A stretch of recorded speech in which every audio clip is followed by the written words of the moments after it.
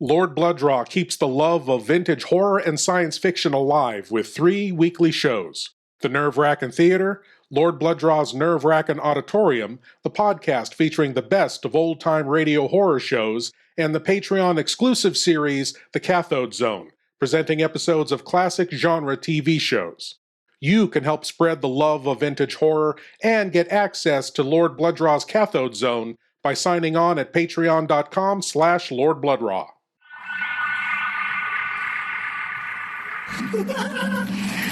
I'm so excited. I'm about to watch one of my favorite horror show hosts, Lord Blood-Rah, and his nerve-wracking theater. But I have a bonus. I can watch it in 8D. I wonder why. Oh, come join me and my friends, won't you? Lord Blood-Rah, Lord Blood-Rah, Lord Blood-Rah, Lord Blood-Rah.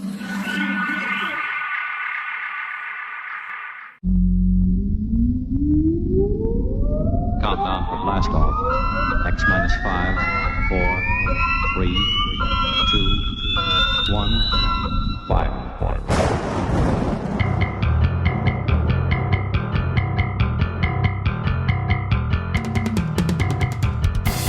Welcome to Lord Blood-Rah's nerve-wracking theater.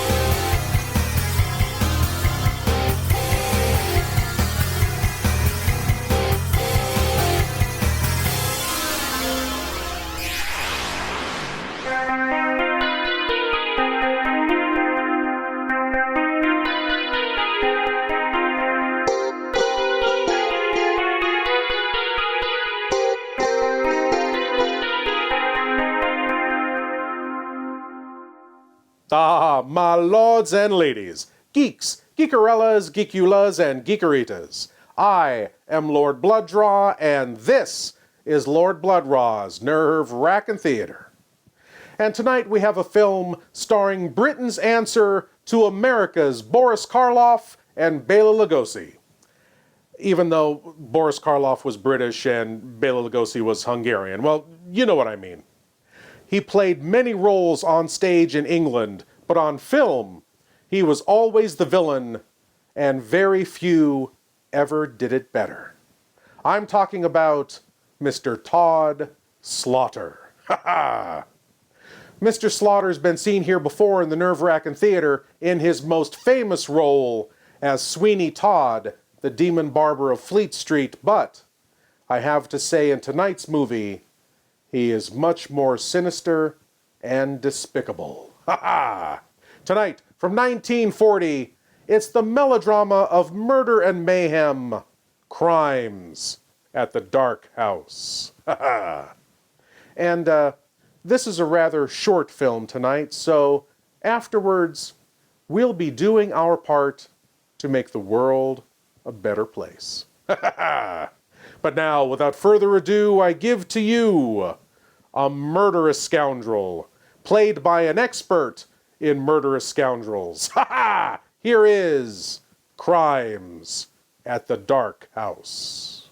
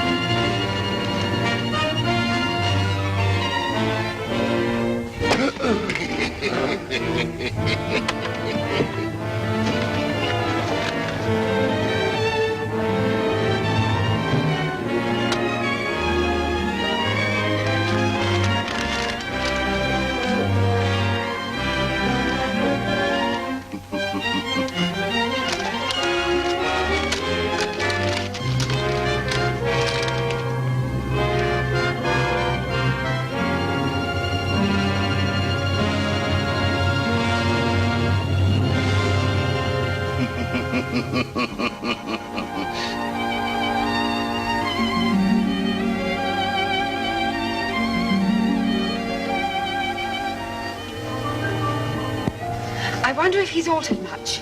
Don't be silly. That was painted when he was about 12. He's nearly 40 now. I only hope he's better tempered than his mean old father was. Shh. It is wicked to speak ill of the dead. When the new master has paid up my wages, perhaps I'll feel better disposed towards the old.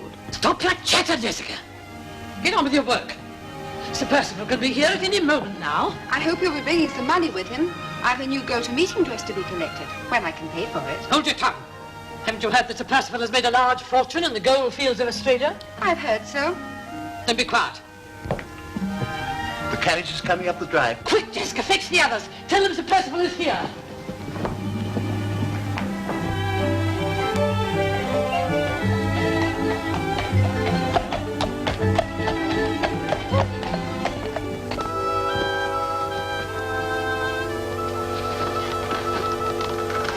On behalf of the servants, may I extend you a cordial welcome, Sir Percival? You may, my man. You, I take it, are my butler? I am Sir Percival. And you? Mrs. Bullin, your housekeeper. How long have you been in service here? 18 years. Then you don't remember me as a boy. No, Sir Percival. Are there any servants here who do? No. I regret to say none, sir. Pity. Great pity. Servants are waiting to greet you, Sir Percival.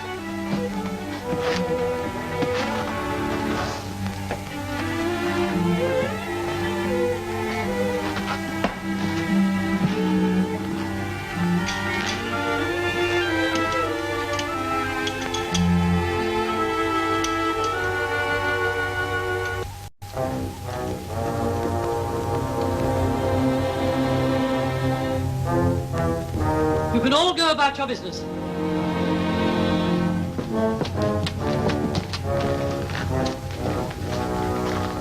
Last girl but one.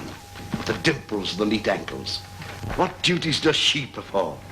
Those of a parlour-maid, Sir Percival. Oh, so she will bring me up my hot water tomorrow morning, eh? No, she's not allowed in the bedroom, Sir Percival. Indeed, and why not? Because she's a parlour-maid. From now on, she's a chambermaid. I want her to bring me up my water in the morning. Will it please you to see Mr. Merriman now, Sir Percival? Mr. Merriman? Your old family lawyer. One of the few people who do remember you when you were a boy. Oh, yes, of course. Dear old Merry boy. Man. Mr. Merriman, Sir Percival. Oh, yes, of course. Merriman. So he knew me when I was a boy, did he? Yes. Will you see him? No, I don't think I'll bother with him now. He's waiting for you in the library. Oh, well, I might as well get it over. Where do you say he is? In the library. And the library is, still in the same place? Yes, Sir Percival. Perhaps it would be as well if you would go in first. Sir Percival Glyde, Mr. Merriman. Hearty greetings, Sir Percival. How do you do? Pray be seated, sir. I trust your long and arduous journey has not taxed you unduly. I can best answer your question, sir, by reminding you that I've spent the greater part of my life in the wilds. Of course, of course. Now, let me see. How many years is it since we last met?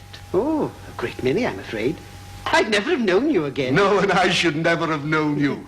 But there, time does alter one, doesn't it? Yes. Well, it remains for me to hand everything over to you and give you an account of my stewardship. A just and an honest one, I know. My dear sir. My very dear sir. I have here a copy of your account at the banking house of Stukely, Cobbled and Cobbled.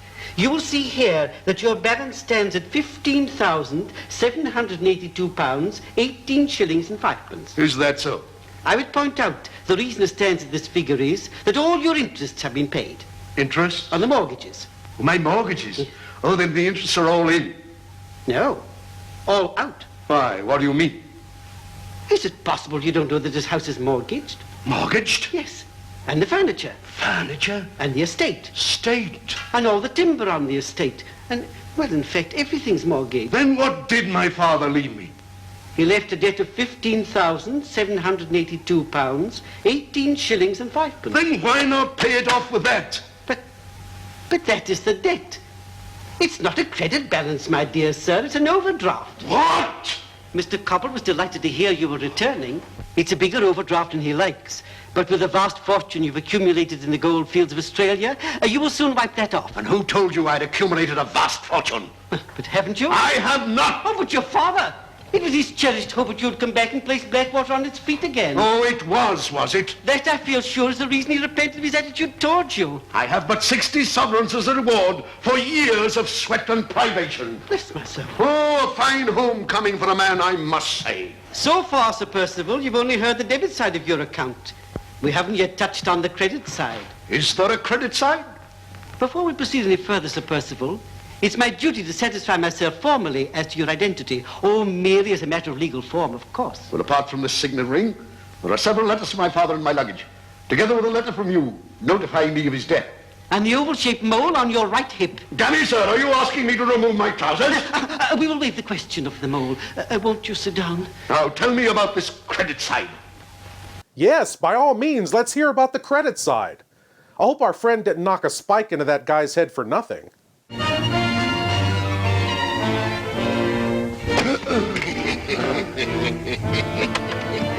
Although he did enjoy it, but still, a little money would be nice.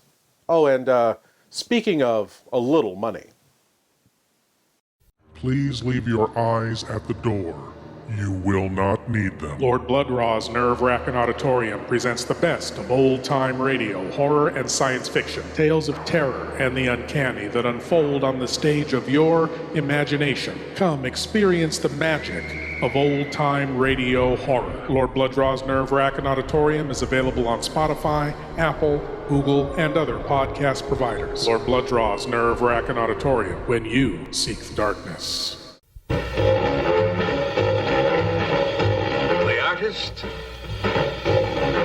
The poet, the figure model who loves to show it. You suppose he could be physically attracted to her? No, man, he ain't the type. You don't get enough vitamin E. All these are beat. All these you'll meet in A Bucket of Blood. Let us make the scene. Crazy? Enjoy yourself. Where the hilarious enjoy the horrifying. In A Bucket of Blood. No, you're gonna shoot me! Don't shoot! Come to the land of living dreams, where realists dream of the unreal. Walter, you've done something to me. Something deep down inside of my prana. Oh, Walter, I want to be with you. You're creative. Beatniks at their bawdiest. The creative urge at its most primitive. I'm deeply moved, and I shall compose a poem. Love is art. Art is love. It's the weirdest and the wildest. I don't want to make statues anymore. I want to get married. To you.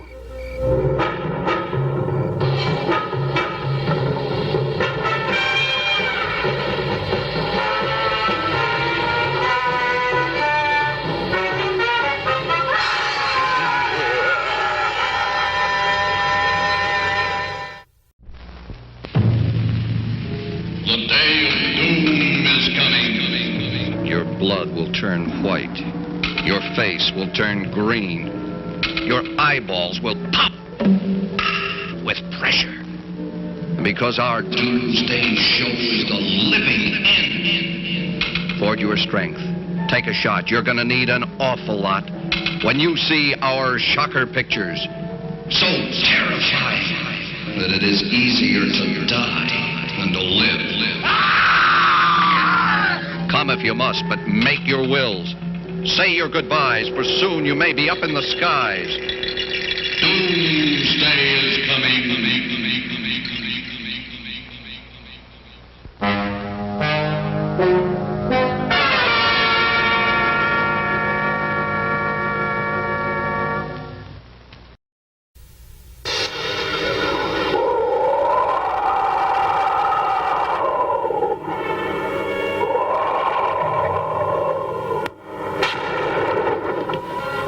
Trail with 4 men and a girl to the territory of the 4 men who live by killing.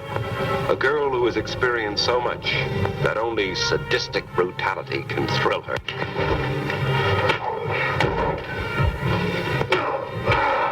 vicious and violent men, attempting the most daring of daylight robberies, enjoying midnight revelries, until one orgy turns into a nightmare of terror.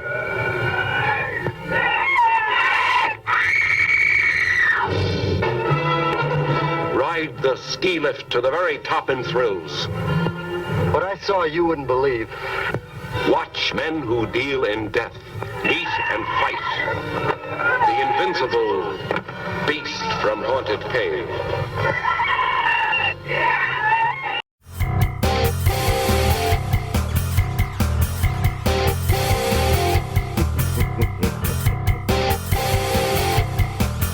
Doubtless you will remember your father's very old and dear friend, Mr. Frederick Fairley. Oh, yes, of course. It was your father's dearest wish that you should marry Mr. Fairley's niece and ward, Laura. Very kind of him, I'm sure. The lady is young and comely, I hope. She is young, barely of age. As to whether she is comely, I cannot say. I've not met her. But that point is of no importance. May not be to you. It is of importance to me if she's to share my bed. What I think is important is that her father left her £100,000. The devil he did! Do you mean she's to take my overdraft in exchange for me? It would be wiser not to mention the overdraft to Mr. Fairley until after you are married. Hasn't the young lady anything to say about it? Dutiful and obedient young ladies do as their guardians wish. I only trust that you will do as your father wished. 100,000? How could I disobey my dear old father? When may I see the young lady? Here's Mr. Fairley's address. Write and tell him at your home and ask his permission to pay your addresses to his niece.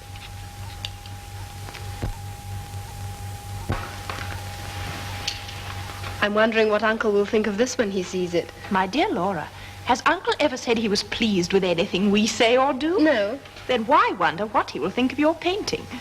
Mr. Hartright is pleased with it. During the 3 months Mr. Hartright has been your tutor, has he ever been displeased with anything you say or do? Really, Marion, Marion, I'm going to sneeze. Louis, the inhalant, quick. How dare you disseminate your beastly germs in this room? If you have a cold, stay in bed. Don't give it to me. Am I not ill enough already? Always there's some conspiracy going on in this wretched house. Do you all want to hound me into a madhouse? You know very well that the slightest sound runs through me like a knife. And yet you, Mr. Hartright, must go and bang the door. I'm very sorry, sir. I was under the impression that I closed it quite quietly. Now, don't argue with me. Don't argue. I'm far too ill. Far too ill. My smelling salts, Louis. My smelling salts. Well, Miss Laura, and how's the work progressing? A little indefinite, I feel, but shows a decided improvement. You're an apt pupil.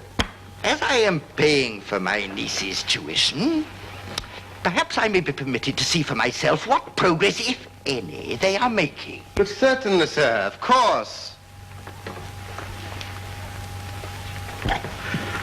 Miss Laura's work shows decided improvement and a marked degree of talent. It shows up in a marked degree the young lady's sad defects. And that these lessons are a waste of time and money. Now leave me, all of you. Leave me in peace.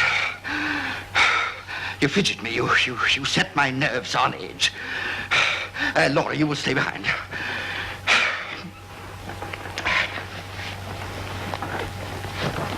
Your memory is not faulty. I don't think so, Uncle Frederick. Then you will not have forgotten your father's wishes that you should marry Percival, the son of the late Sir Felix Glyde. I had not forgotten. Well, Sir Percival Glyde is coming here shortly to pay his addresses to you. But, Uncle, I don't want to think of marriage yet. I knew we should have trouble with you. You're always troublesome. Governesses, drawing masters. I never know whether I'm on my head or my heels. I will receive Sir Percival Glyde at his convenience. Now, please, go away. You're setting my nerves on edge again. Louis, my smelling salts.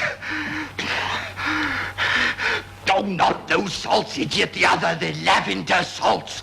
Was there ever such an unfortunate man as me? Fool of a valet and a heartless and unmanageable nieces.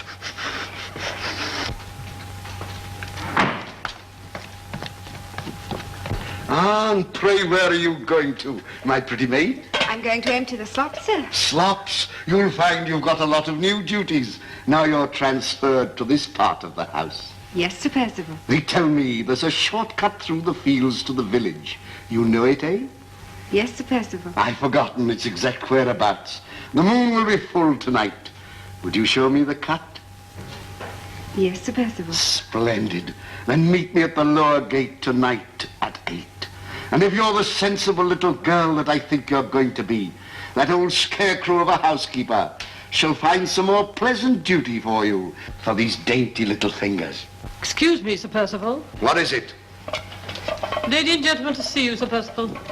Dr. Isidore Fosco? Who's he? I don't know. I've never seen him before. And the lady whose name is written here, Mrs. Catherine. Who is she? I can't say. I've shown them into the library. Come to pay their respects to the new squire, no doubt.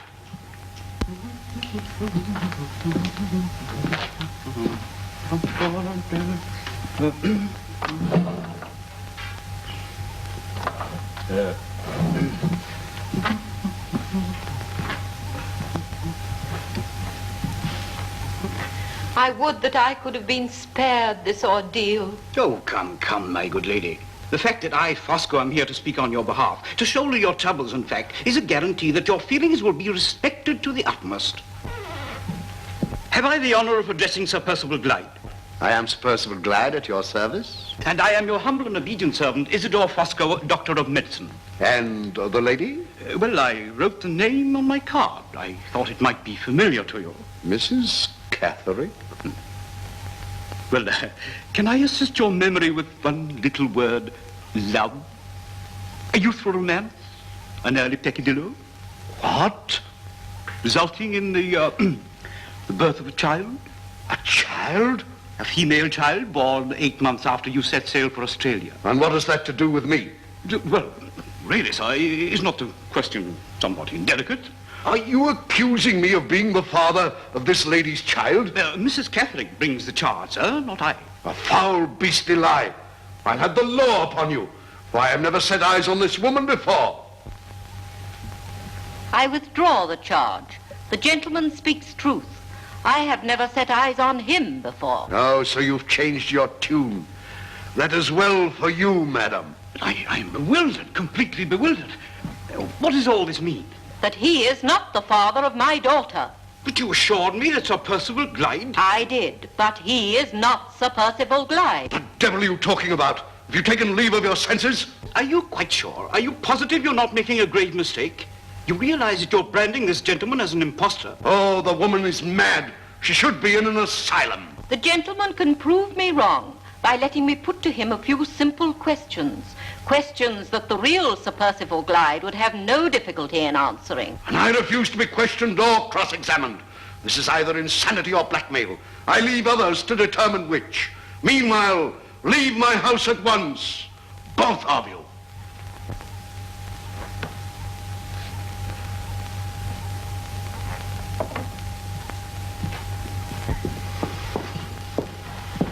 Show these people out.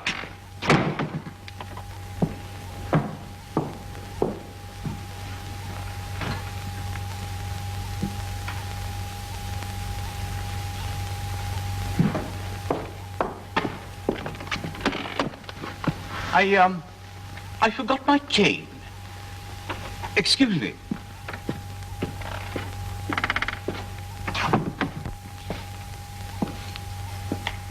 Would it not be better to take me into your confidence? Have a drink.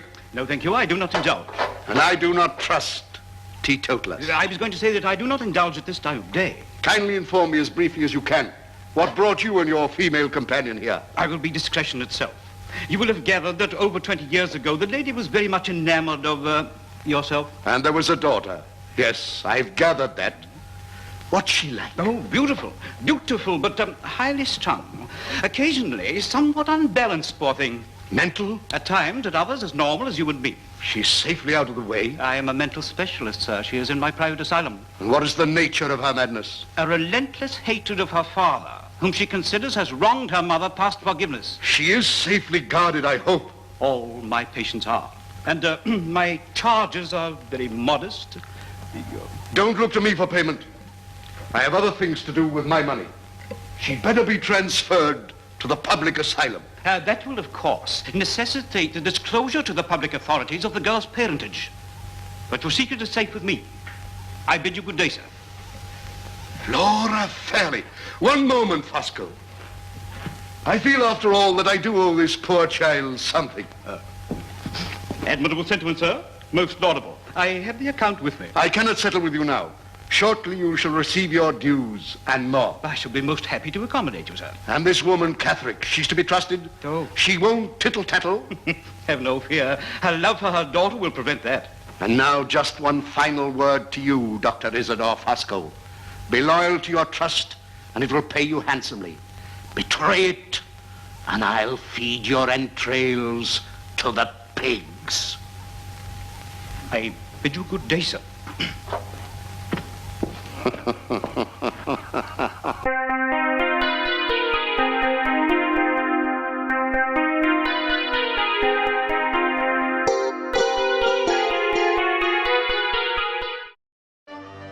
Like monsters? Like horror? Like sci-fi? You'll love Maniac Monster Designs. Stickers, enamel pins, patches, magnets, tees, pillows. Maniac Monster Designs for everything retro, spooky, and fun. You'll find Maniac Monster Designs on eBay, Facebook, Instagram, and at maniacmonsters.com. Now you can have cool monster designs anytime, anywhere with Maniac Monster Designs. You are invited to join the Banshees, the werewolves, the vampires, the gooks, who are all coming to our Halloween convention of spooks. You'll enjoy this lively group if your blood doesn't end up in the soup.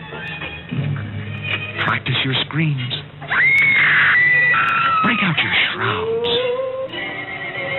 Tighten your nerves. And join the crowds at our convention of spooks.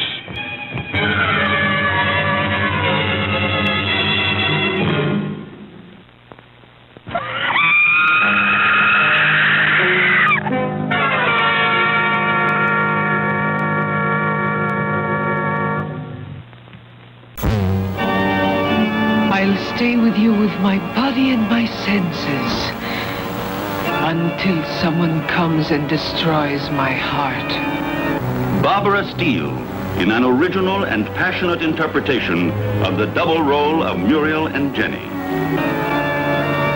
One woman with two faces, or two women with the same face but profoundly different. A fearful doubt, a sinister enigma which becomes an obsessive nightmare.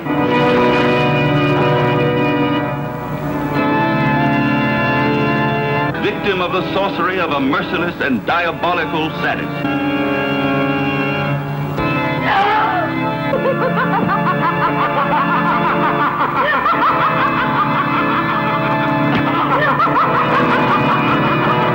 About last night. It wasn't just an hallucination.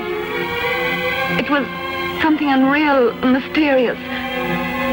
And when I was in bed, I knew I was with you when I heard the heartbeat. A film that will take your breath away, that will hold you spellbound.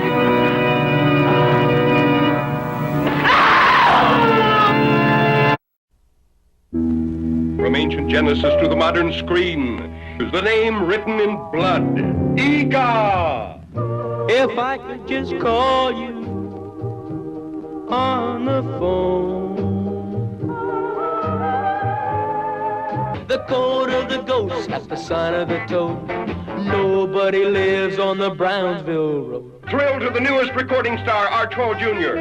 Oh, they scream in this way. See ravishing Marilyn Manning in a thrilling, chilling story.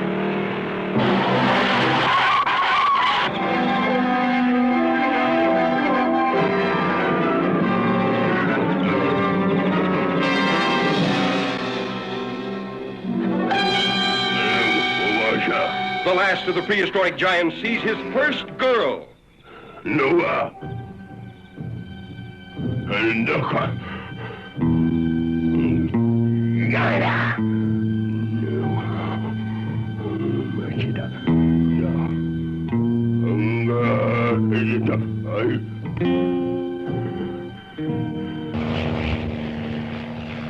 Curious newsmen search deep in giant country for the last of the ancient cavemen. See a tough giant tamed by the soft hands of his captive woman. See him sacrifice his ageless beard for her love. Then lose her to a boy in a dune buggy, escaping a burning desert. Igor's primitive passion was love or kill.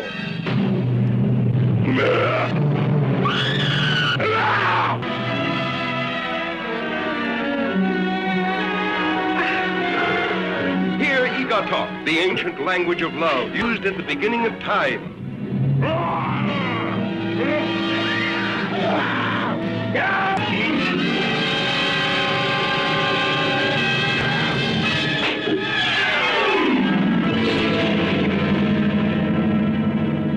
See Igor! Our steel-driving man may yet regret knocking a spike into the real Sir Percival's noggin. It sounds like the complications are really starting to build up. The estate's actually broke, an ex-lover who knows he's an imposter, a daughter bent on revenge, and now this. Did you tell him I was secretly married to Percival Glyde before he went to Australia? Well, what would have been the use? The man is patently an impostor. I shall expose him. Would that provide you with the money to pay me for keeping your daughter in the comfort of my asylum? Oh, what shall I do? You would do nothing. But I can't let my poor girl go into a public asylum. I can't. She will remain in my charge, and the pseudo Sir Percival Glyde shall pay. But Now keep your own counsel. Don't breathe a word to a living soul. Leave everything to me.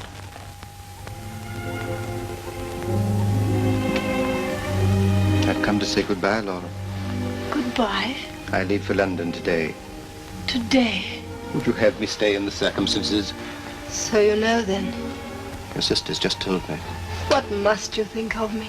Only what I've always thought of you. I've wanted to tell you before, but lacked the courage. Oh, Paul, I don't want to lose what little happiness I've known. Oh, I'm glad you've been happy. More than I can ever say. I've been hoping against hope that my future husband would never return from Australia. That perhaps he might... Well, I suppose it was wicked of me to hope that. Our stations in life are so different. I should never have presumed to ask you to marry me. I should have been quite content to have gone on just adoring you from afar. I shall always continue to do that. Always. Here he is. I can't face him. I can't. I must go. Oh, don't leave me. At least not at once. Please, I beg of you. Quick promise. Very well. I shall ask Mr. Fairley to release me at the end of the month.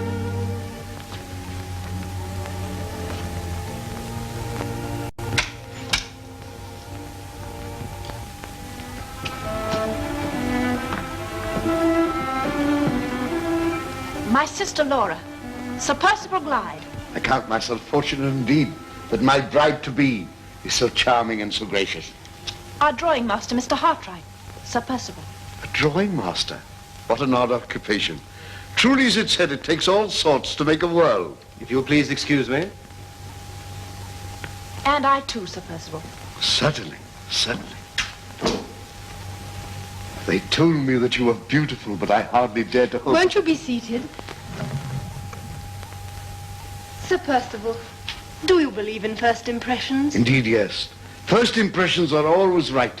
And I feel for you... I am glad, and I beg of you now, at this our first meeting, to release me from this contract. That's impossible. I beg of you, Sir Percival. You ask too much. Why, when we are married, and friendship has ripened into love, see, it fits perfectly. A good augury for our future happiness. You like it? Thank you. An engagement is usually sealed with a kiss. Sir Percival, please, please. Gad, how lovely you are. My uncle will be awaiting you in his room. If you will excuse me, I will retire. Before you go to him, I may say I've arranged for our wedding to take place on Michaelmas Day. Michaelmas Day? Why, that's barely 6 weeks away. I couldn't consent to an engagement of less than a year. That is ridiculous. After 20 years in the lonely wilds, I feel the need of a wife's comfort and companionship. I'm afraid I must insist. Then I think I'd better speak to your uncle forthwith. I will ring for a servant.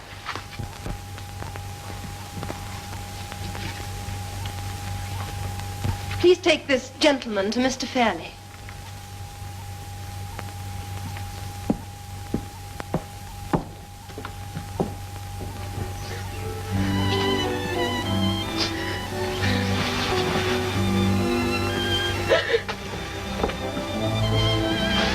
Don't cry, Laura, dear. You're not married to him yet. That dreadful man insists that I marry him on 6 weeks from today. So soon? Oh, but that's ridiculous.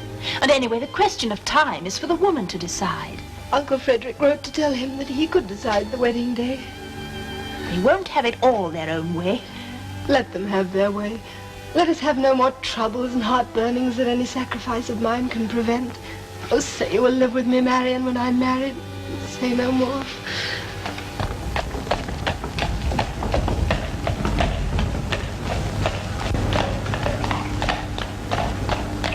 Carrion crow once sat on a tree, singing, hey, derry, derry, down dee. Hey, derry, derry, down dee. The old crow that sat on a... Hello, Hawkins! A carrion crow once sat on a tree, singing, hey, derry, dee. Sir Percival. Well, what is it? Oh, take that miserable look off your face. Blackwater is to have a mistress. A mistress, Sir Percival? A wife. I'm going to be married. Allow me to congratulate you, Sir Percival. Dr. Fosco is awaiting you in the library, Sir Percival. Fosco? He won't keep me long. Oh, and when he's gone, Hawkins, send Jessica to me here. I've certain instructions to give her. Ah, my dear Fosco, this is indeed a pleasure. And how are you, eh? Well, physically, I am well, but... I was never better myself. If you will excuse me, I won't... Oh, but you will. You will drink my health, friend Fosco. Right. For I am to be married. Oh, indeed? To Miss Laura Ferry of Limerick Hall, a lady rich and beautiful. Well, may I offer my congratulations to both of you, sir? Thanks, thanks. And now about this paltry sum I owe you. What does it amount to? 152 pounds, sir. A mere bagatelle. And I will pay you 2 years' fees in advance. Satisfactory? Well, eminently so, Sir Percival. For I am to be rich, friend Fosco. All my troubles are over. I fear your troubles are only just beginning, Sir Percival. Eh? Anne Catherick has escaped from my asylum. What? Yes, most regrettable. You blundering fool! Oh, Sir Percival, please. I please you. I have a mind to shake the breath from out of your greasy little body. Now listen to me. If you wish to escape with your miserable life, you'll find her quickly. Oh, that this should have happened at a moment like this, just when everything... Yes, I understand. Have you made any plans for her recapture? Have you been to see her mother? Yes, I have. She'll report to me immediately the girl goes back. And what else? Well, I've invited myself here as your guest. I brought a little light luggage and I propose to stay the night. And how the devil do you expect to find her from this house? Because her insane hatred of you is bound to bring her here with the intention of venting her spleen upon you. And have you organized the search party?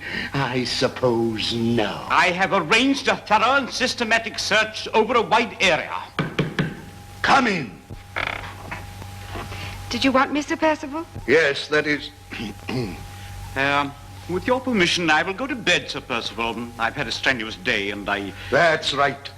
Call Hawkins and tell him to take Dr. Fosco up to a bedroom. And then come back here for your instructions. Yes, Sir Percival. Good night, Sir Percival. I assure you this lamentable business will be brought to a speedy conclusion. I hope so, for both our sakes. Yeah. The butler is waiting for you in the hall, sir. Thank you.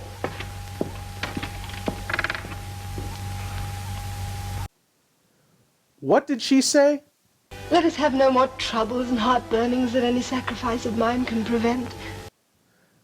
Did she say, let's have no more heartburn? Wow, on top of all of her other troubles, she's got indigestion too. Poor kid. And this is way before Pepto-Bismol was invented, so I don't know what they did back then. Although, she does come from a rich family, so they probably just hired a poor person to burp them, you know? It's not a good job, but I guess it was a living. And back then, you had to take what you could get. Just like, we have to take this. All the cool things. You want all the cool things. But where can you find all the cool things? It's all right here at Novemberfire.com. All the cool t-shirts, all the cool DVDs, all the cool masks. Be extra cool and tell them Lord Blood-Rah sent you. All the cool things at Novemberfire.com. I am Sir George, possessor of the magic sword. By its powers, I will lead you on the 7 great adventures, each one mightier than the other. Together we will go where no man has ever gone, into the land of terror itself, where the Superman of evil is king. Let no man face my 7 curses and reach the dragon's lair.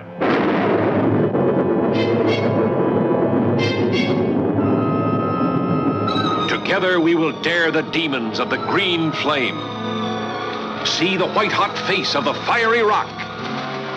Enter the mammoth cave that closes behind you, where humans are trapped, entombed. Brave the volcanic inferno of the boiling crater. See the miracle of the magic sword. Battle the gigantic ogre.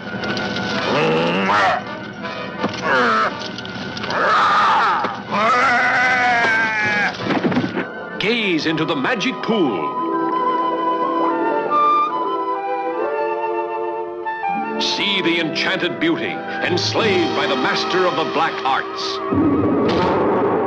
Meet Sybil, the weirdest witch who ever brewed up a cauldron of spells. I wonder what Sybil's cooking up. Riches of headache, blacker than black, demons of shame, flesh on the rack.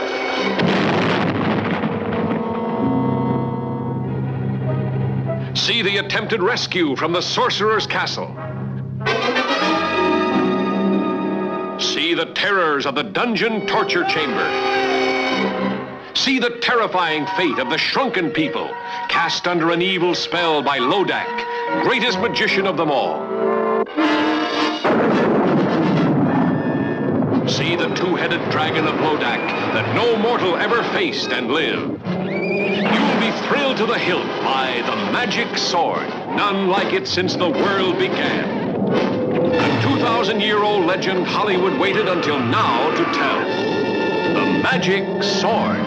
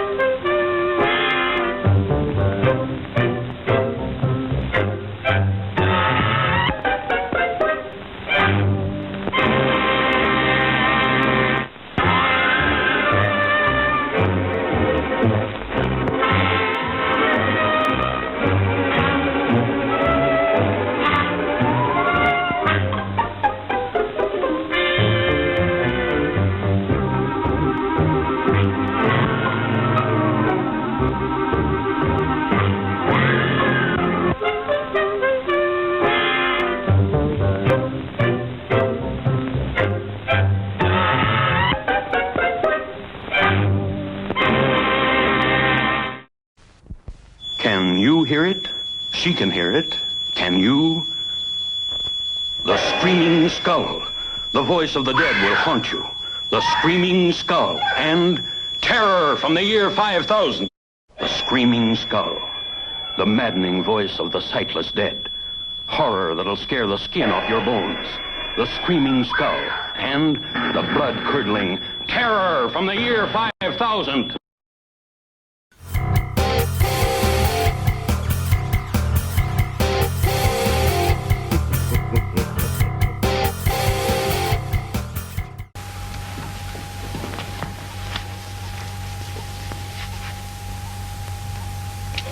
Red lips and red wine for the rest of the evening, eh, my pretty? But why so downcast, child? What's amiss? They tell me you're going to be married. Oh, so that's the trouble, is it? Come, sit you down here. Love and marriage are two very different things. Marriage is a business proposition, whereas love... We drink to love tonight. Yes, but... But what? Well, marriage is safer for a girl, isn't it?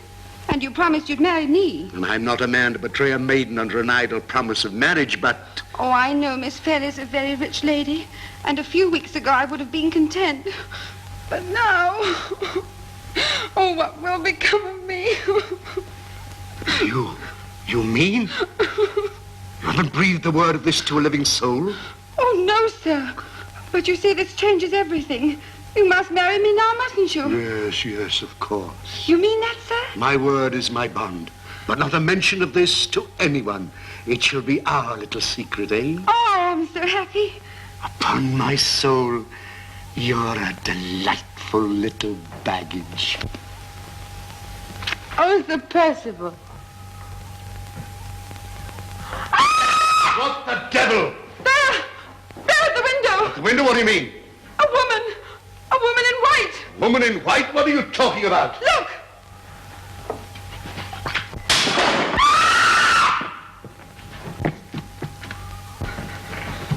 What's the matter? Ghosts! Ghosts! The house is haunted! Ghosts? The house haunted? Ghosts? Housebreakers? No, an apparition. What, really, you mean? A woman dressed all in white. Anne Catherick?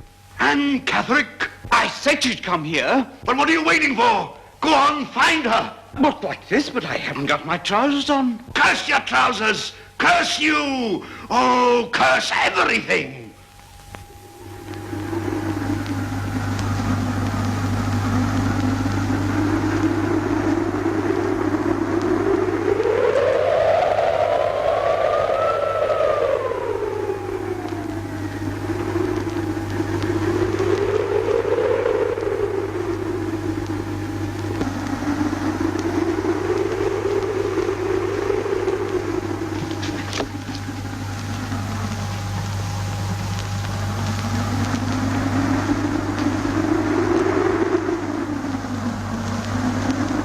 I wish to see Sir Percival Glyde. I'm afraid it's too late, sir. I think Sir Percival is retired. Oh, no, he hasn't.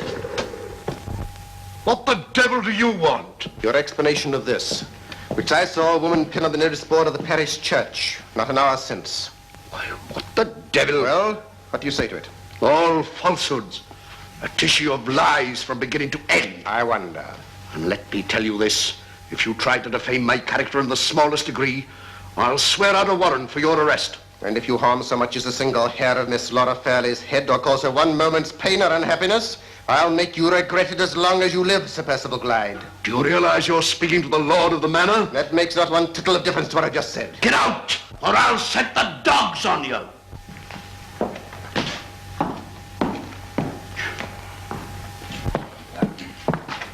Oh, so you heard, eh? Oh, well, the door was open. I really couldn't help that. That mad fool is up to her tricks already. She's got to be found. Do you hear me? She's got to be found. Of course, I share your anxiety, Sir Percival. Have I not a stake in your marriage to the tune of £152? An extra 100 to you when she's safely under lock and key. But I thought you were financially embarrassed. Then I'll give you an IOU for £100 to be redeemed as soon as I'm married. Oh, another £100.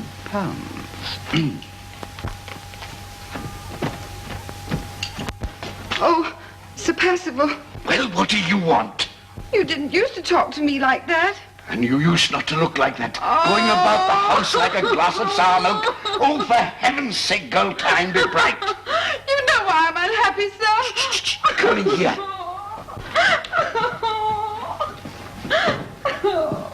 Now what are you sniveling for? My mother. You haven't told her? No, sir, not a word. But she's begun to. She's asking questions, and you promised. I know, and I'll keep my word.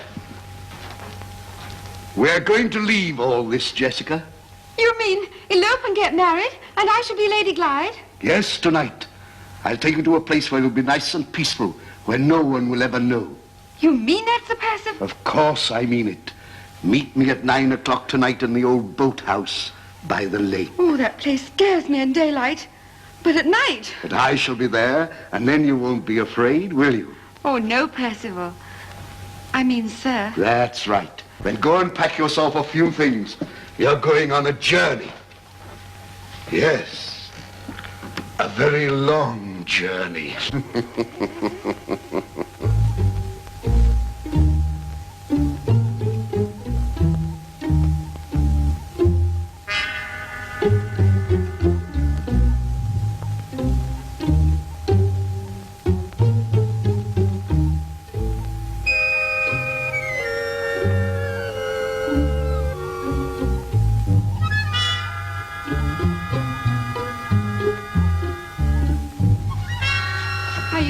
Are you there, sir? Here I am, my dear, waiting for you. I'm so glad you didn't keep me waiting. I was so afraid. But you're not afraid now, are you? Oh, no, sir. What do you do when you're afraid? Do you scream? Sometimes. Do you feel like screaming now? Oh, no. No, we mustn't make a noise or someone would hear us. And that would never do, would it? No, sir. But I needn't call you sir now we're going to be married, need I? Hadn't we better be getting along? Just one little kiss first. Percival! You're hurting me!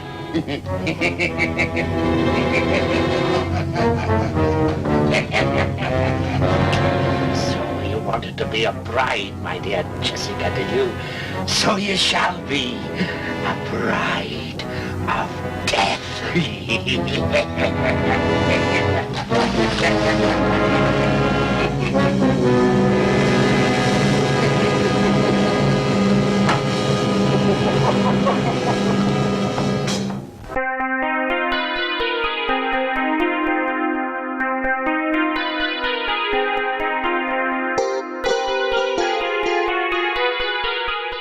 Please leave your eyes at the door.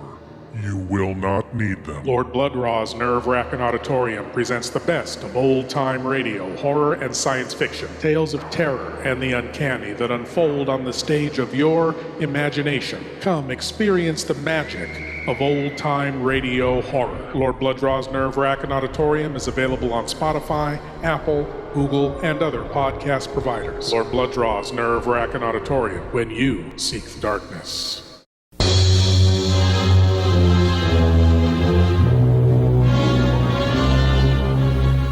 Come in. I surprised her in her room. She was not alone.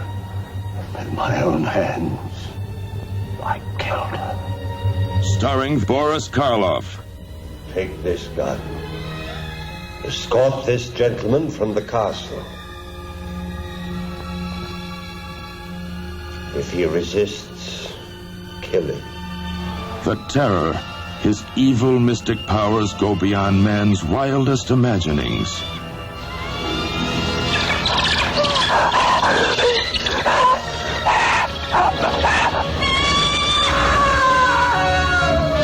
The Terror, empowered to avenge, to reward, to transform. I do love you. Is she a blood and flesh beauty a man can enjoy? I am possessed of the dead. Or is she a gossamer myth, created by a madman's distorted desires? Take your life as you took mine, and bring us together forever. Join Boris Karloff, the Frankenstein monster of all horror motion pictures, in his most blood-chilling screen experience.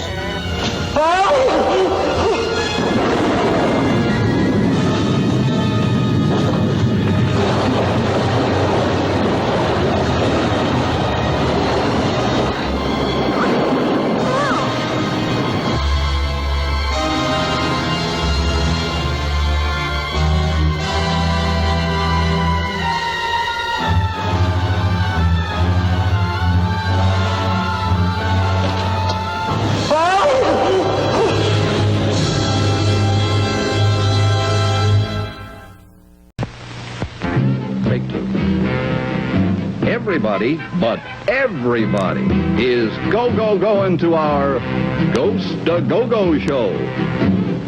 Already the spooks are swinging, the witches are winging, the haunts are on the move. The monsters are swaying, the ghosts are saying, come on, get in the groove, and come to our rock and roll Ghost-A-Go-Go show. It's a zany mixture of spooks and music with the beat. You may rock with chills or roll with the combos. But whatever you do, you'll have the time of your young life at our Ghost-A-Go-Go show. It's new, it's different, it's tough.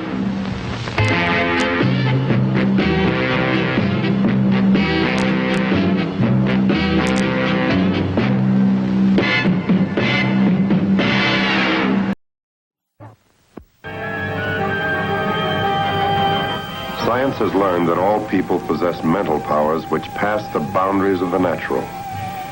This is the story of a man confronted by such strange forces within himself. At this moment, he is looking at a thing of evil, a thing that takes possession of the mind and compels it to kill. I destroyed them. Something in me killed them.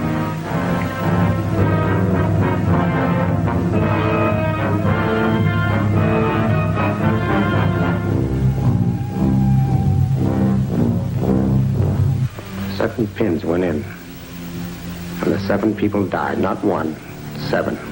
Who put in those pins? You did, all 7. Maps and pins can't kill alone. The power of a human brain has to be behind them.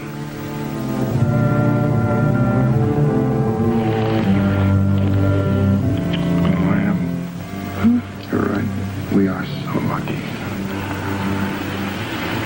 So lucky to be alive.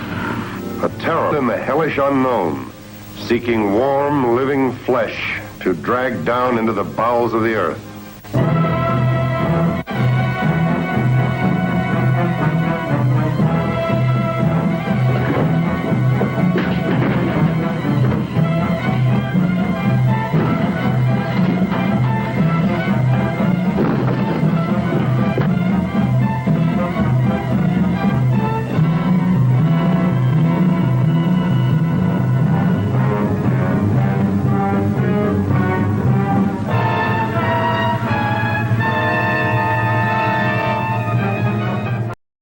As we return to Crimes at the Dark House, we proceed from a treacherous murder to a tragic marriage.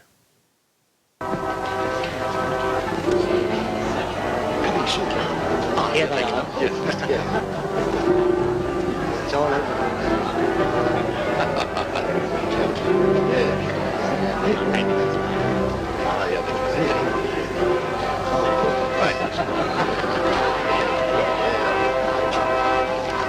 God bless you.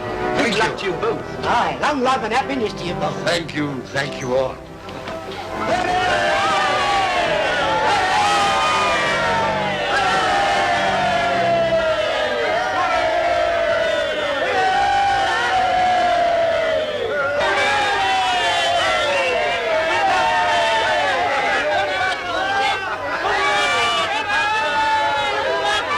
I must find that woman in white. I must.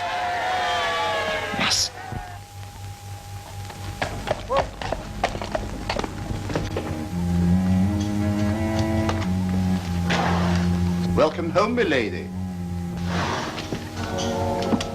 Mrs. Bullen, this is your new mistress, Lady Glyde. Welcome home, milady. Thank you. This is Lady Glyde's sister, who will be staying with Lady Glyde. Come, my dear. Well, my dear, how do you like your new home? Charming old place, isn't it? It has an atmosphere all of its own. As you say, there certainly is an atmosphere. I'm afraid we're short-staffed, milady. One of the maids vanished into thin air a short while since. Mrs. Bullen, please show the ladies upstairs. Will you come this way?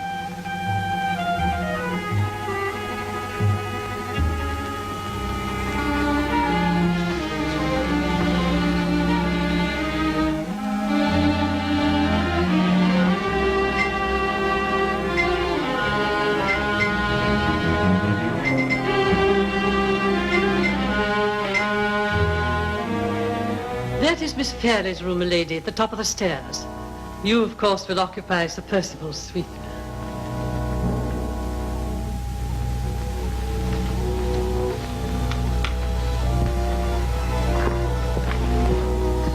I have placed the table on the left-hand side, milady. Doubtless by tomorrow you and Sir Percival will have decided which side of the bed you will occupy.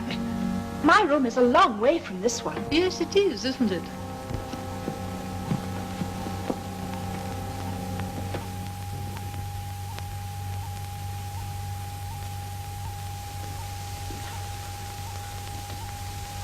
Come, my little bride. Cheer up. This is your wedding night. Have a drink. It'll bring a smile to your pretty face. No, thank you. No, no. Always no. You must learn that a wife must sometimes say yes to her husband. And you, Sir Percival, should know that there are times when a husband must show his wife consideration. Ah, my pretty little sister-in-law. You're a woman of spirit. Champion of the oppressed sex, eh? Well, I like women of spirit. Here's to the taming of the shrew. Won't you drink to the bride and bridegroom? I have done so already. Well, you will. Please excuse me. How should I? I'm always excusing you. I say you shall drink. No, no, please. But you can't. I'll make you. Sir Percival, please.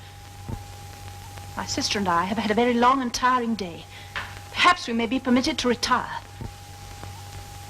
Certainly. I ring for Mrs. Bull.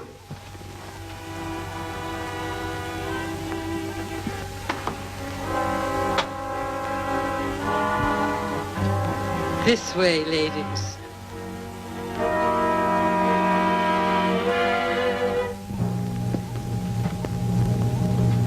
I shall be joining you very soon, my dear. I wonder what it feels like to be a bride. How should I know?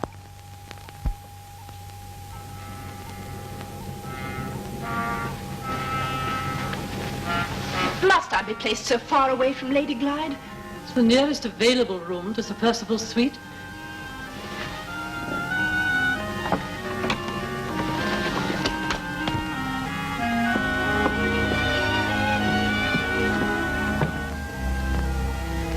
I've been in with the warming pan.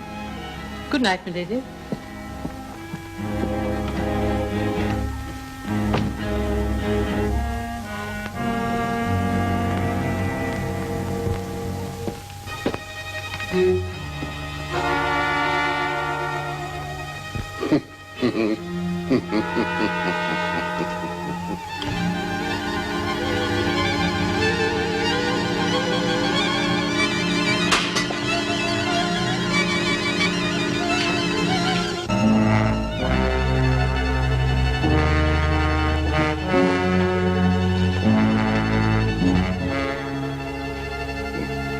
Well, even she shan't spoil my wedding night.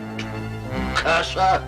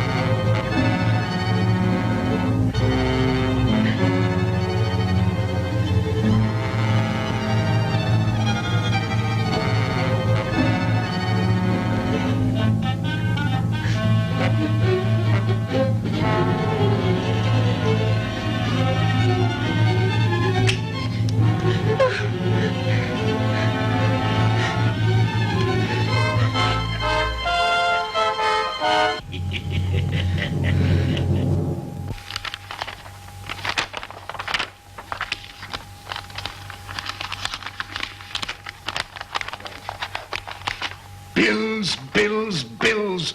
Do people think that I'm made of money? In accordance with your instructions, I have drawn up this document. Good. If you can persuade Lady Glyde to sign it, you will have immediate control of her fortune. But will she? She has promised to love, honor, and obey. In any case, you are jointly enjoying the income on her money. And don't forget, too, that if she dies first, everything is left entirely to you. In other words, I should be better off if she were dead. Percival! Well, that's what you mean, isn't it? And has it ever struck you that she might alter her will in somebody else's favor at any time she likes? But she's not likely to do that. But supposing she hears something that upsets her, what then? You mean there is something? I only said supposing. However, her signature to this document and then... Shh. I'm sorry, I was looking for Marion. Come in, my dear. I was just going to send for you as it happens. Oh? You've met my lawyer, Mr. Merriman? Yes, we introduced ourselves when he arrived. With your permission, Sir Percival, I'll withdraw while you speak to Lady Glyde. As you will. I'll join you in a minute. Yes, sir. Come here, my dear. Just a little matter of business, but I want you to sign your name. Just there, opposite that wafer. What is it I am to sign? Oh, it's of minor importance, a mere formality. But surely I ought to know what I'm signing before I write my name. Nonsense, my dear. What do women know about business? If I explained it, you wouldn't understand it. At any rate, let me try to understand it. Mr. Gilmore, whenever he had any business for me to do, always explained it first, and I always understood him. I dare say he did. He was your lawyer. It was his duty to explain. But I am your husband. Where do you want me to sign? There.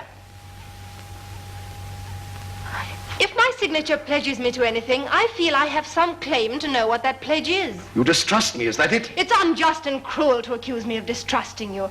Aren't I entitled to know what this writing requires of me before I sign it? So you do distrust me. You distrust your own husband. Upon my soul, this is more than flesh and blood can stand. I wish Marion were here to advise me. Marion is here. What is it you want my advice on, Laura? This document I'm signing. What document? A mere formality, but as essential as the register that she signed in the church. But that was open before me. Why is this all folded up? Oh, heaven preserve me from doing business with women. Are you going to sign that, or are we going to argue all day? Laura's objection seems perfectly reasonable to me. A cool declaration upon my soul. Before you invite yourself into a man's house the next time, let me recommend you not to abuse his hospitality by taking sides with his wife against him in a matter which does not concern you. Shall I sign? I will if you say so. No. The right and the truth are with you. Sign nothing unless you have read it first. You positively refuse, then, to give me your signature? After what you have just said to Marion, I refuse my signature until I have read every line in that parchment from first to last. Come on, Marion. All this trouble.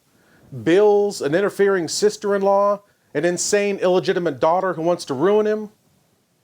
Hardly worth driving a spike into that guy's head, was it? You know, kids, this is a smart lesson for you.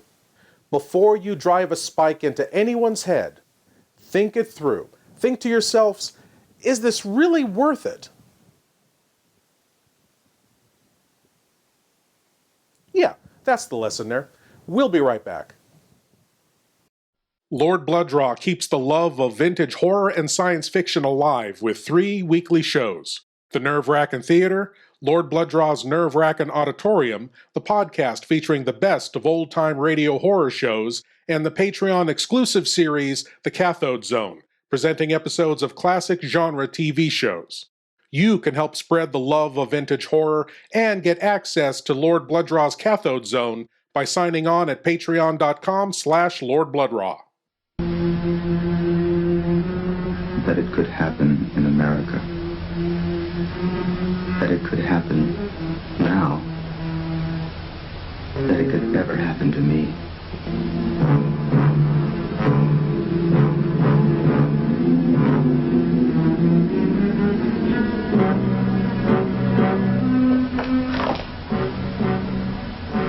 Another murder tonight. At Watergate. My apartment.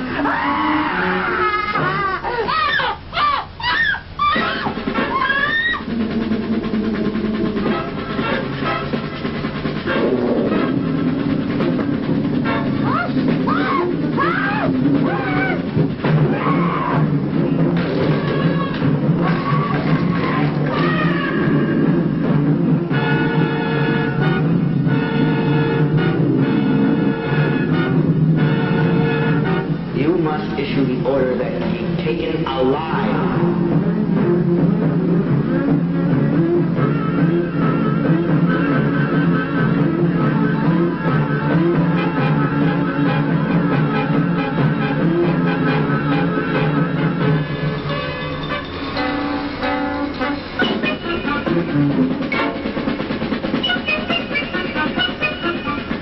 moon hasn't risen yet. Put a guard on me.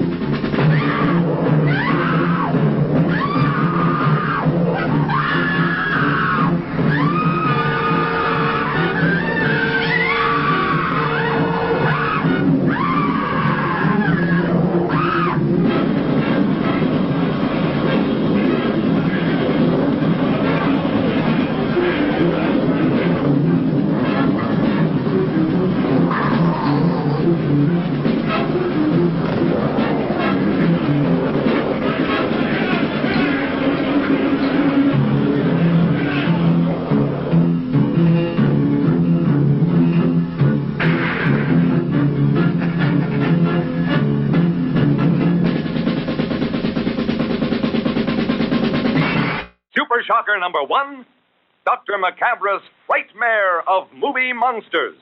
Imagine seeing almost all the screen's scariest monsters alive, in person. Hunchback of Notre Dame, Teenage Frankenstein, Daughter of Dracula, The Fly, a man's body, a fly's head, Rodan, the Flying Monster, The Colossal Beast, and more, many more, never here before. Plus, Super Shocker number 2, Spooks A-Poppin', a thrilling new idea in spook shows.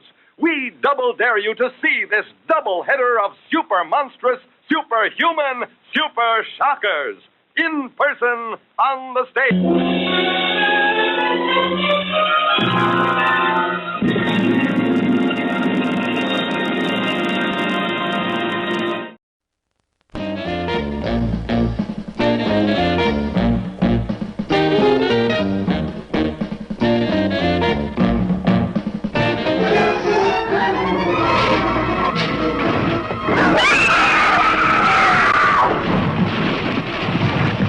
This engine's still warm. Say, did you see the skid marks out here? They go at a direct right angle to the direction of travel. No digs in the macadam either. Somebody was hurt. There's blood all over this thing. What is this black menace that kills everything it sees and hears? No human mind could imagine the enormous destructive power of this maddened, killing thing. If you're young people in love, look out. If you're driving a lonely road, you're as good as dead.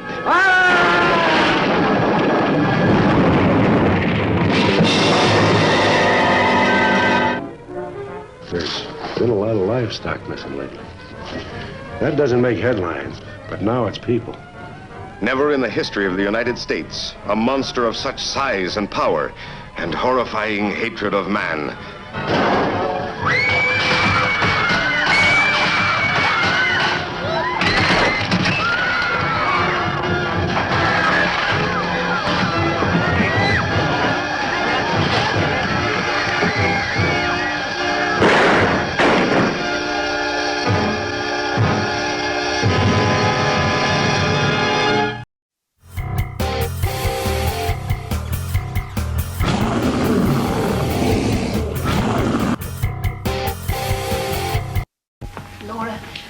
Laura, you know I would do anything in the world for you. But I cannot possibly stay here after what your husband said to me. I'm afraid he lost his temper. A man speaks his mind in temper. I'll visit you, my dear. I'll visit you every day of my life. But I cannot possibly remain under this roof any longer. Oh, my poor darling. Sir Percival, look. A letter addressed to Lady Glyde in Anne Catheric's handwriting. What? Are you sure it's Anne Catheric's handwriting? Positive. I've seen it often enough. How'd you get it? Well, walking up the drive just now, I overtook the postboy and took the letters from him. My God, if Laura had seen this lunatic girl must be recaptured. You're quite sure she's not at her mother's? Absolutely certain. I'm having the place watched night and day. Mrs. Catterick admits seeing her 2 or 3 times since her escape. Yes, only at night, through the window. By the time Mrs. Catterick's got outside, she's always disappeared completely. Yes, so she says. The girl loves her mother, eh? With an intensity only equaled by her hatred of you. Then where the mother is, the girl won't be far away. Get a message to Mrs. Catterick. Tell her to meet me tonight at 9 in the old boathouse by the lake.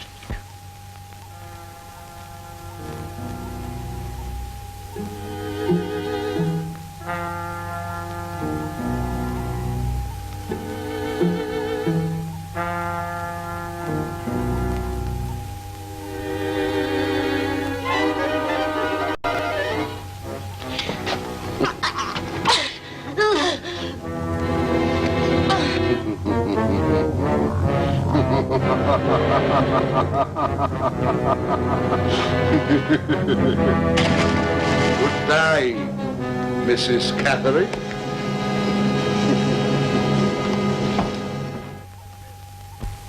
And you better send me up a pot of that bear's grease. It's nice and soothing. Thank you. I'll send it over today. And I shan't want you again until next Tuesday week. Thank you, Sir Percival. And I wish you good day, sir. Good day to you. Good day. Good day. Good day. Fosco, I didn't hear you knock. I came in just as you were speaking about poor Mrs. Catholic. Made away with herself, eh? And at Blackwater Lake, too. You met her there, didn't you? She didn't come. I cooled my heels for nearly an hour. Ah, then you won't have a chance of seeing her again, eh?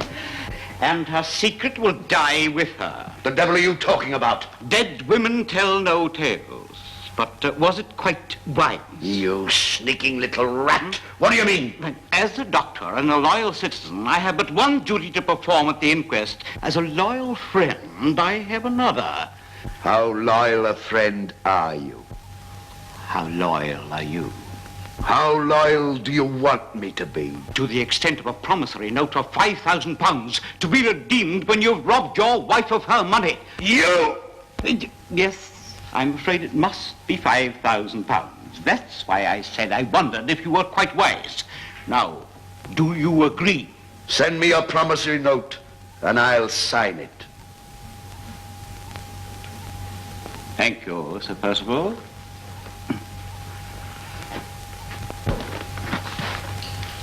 The price may be high, but the risk is great.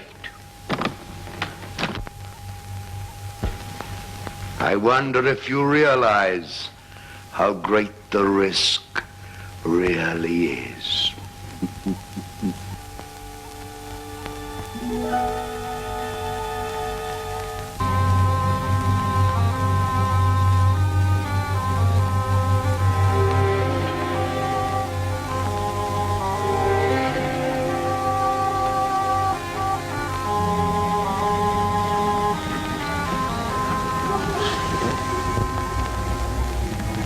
See, my Fosco, there is your woman in white. A little hunting trick I learned in Australia. Kill the mother, and the whelps will follow the body. So this is the cause of all the trouble, eh? Our little mad girl. Laura! Lady Glyde. Oh, no. There is a remarkable resemblance, certainly, particularly when the face is in repose. Why didn't you tell me of this before? Can't you see the solution of all our troubles is here? She's very ill. Probably pneumonia. We must get her between blankets immediately. You seem very concerned for her. My instinct as a doctor is to cure, not to kill. Let's get her back to the coach. There's only one thing to do. Sweat it out of her. Crawling about at night, scantily clad. No wonder she's grievously ill. Ah, I must get this heated up again. It's essential she be kept as warm as possible. There may be a change for the better in the morning.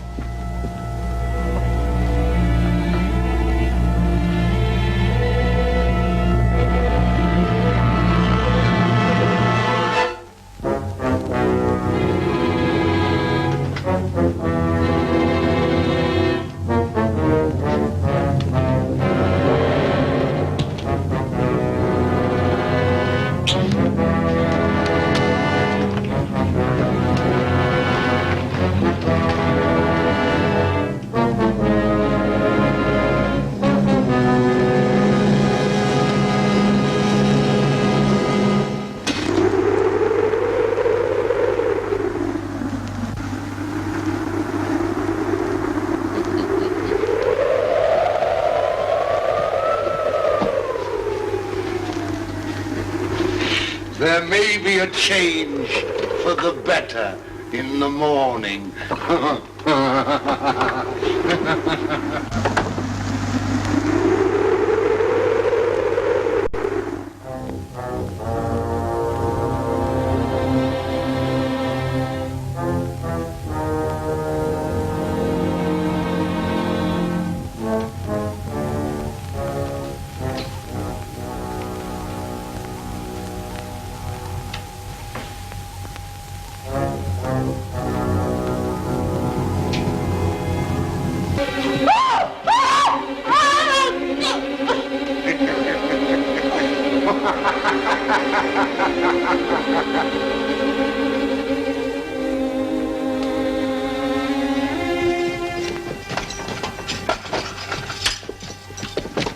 Come on, none of that.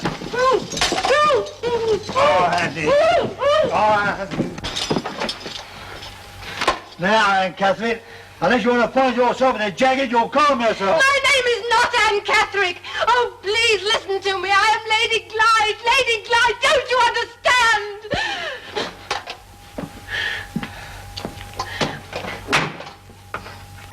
I deeply regret that Lady Glyde is most seriously ill. Was there ever such an unfortunate man as I am? There's Laura taken ill and I am pestered with it. I always thought that when a girl was married, she was off her guardian's hands. What am I expected to do about it? Something I would never expect you to do. Forget your miserable self for one moment and think of someone else. Are you aware of what you're saying and to whom you're saying it? Yes. To the man who undertook to be her guardian and betrayed his trust. Who didn't care whom she married or what became of her, so long as he wasn't inconvenienced. You fill me with contempt. You're so much engrossed in your own imaginary ailment that you haven't an atom of pity or consideration for anyone else. If anything happens to Laura, may God punish you as you deserve. Louis, myself, laterally, Yeah, keep the lot and my notice with it, and I hope you never get the stains out.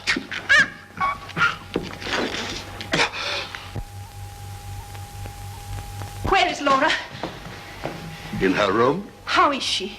She's been very feverish, restless and wandering. She's quiet now. Oh, yes, she's quiet now. Then that is a good sign, surely, isn't it? It means she's better, doesn't it? In the sense that she's no longer suffering. She is better. Great heavens! Are you telling me something's happened to her?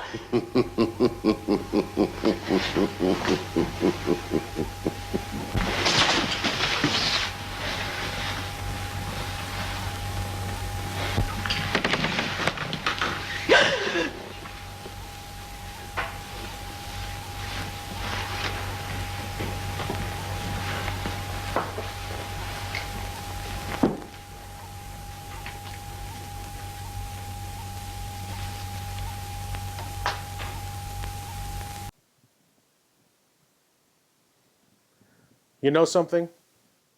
I don't think this is a nice man. Please leave your eyes at the door. You will not need them. Lord Blood-Rah's Wrackin Auditorium presents the best of old-time radio, horror, and science fiction. Tales of terror and the uncanny that unfold on the stage of your imagination. Come experience the magic of old-time radio horror. Lord Blood-Rah's Wrackin Auditorium is available on Spotify, Apple, Google, and other podcast providers. Lord Blood-Rah's Wrackin Auditorium, when you seek the darkness.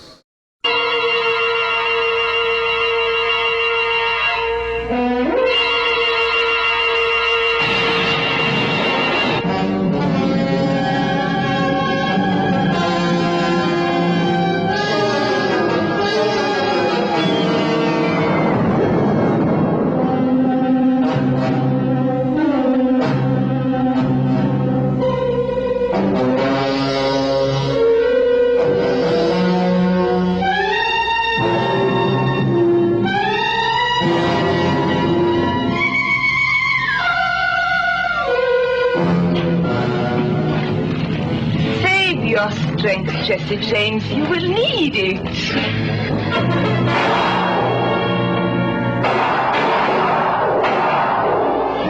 Your bullets can't hurt me.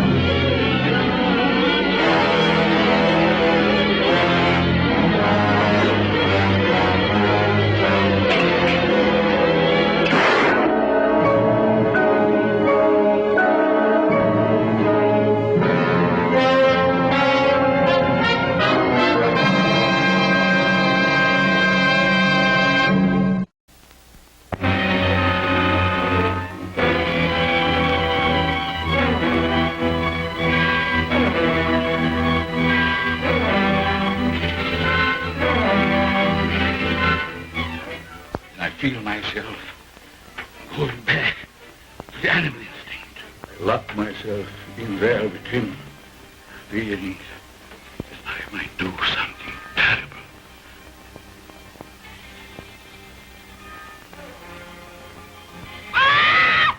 Billy! Billy!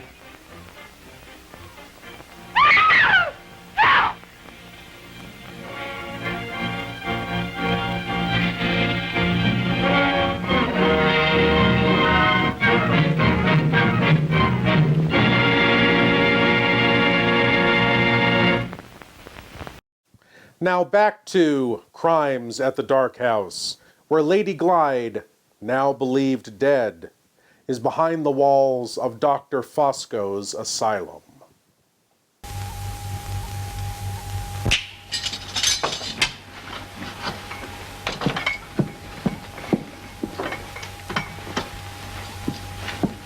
Oh, please, if you have any womanly feeling in you, listen to me. Now you be quiet and eat your food. Please, please believe me when I tell you that a ghastly mistake has been made. You made the mistake, Anne Catherick, when you thought you could give us the slip.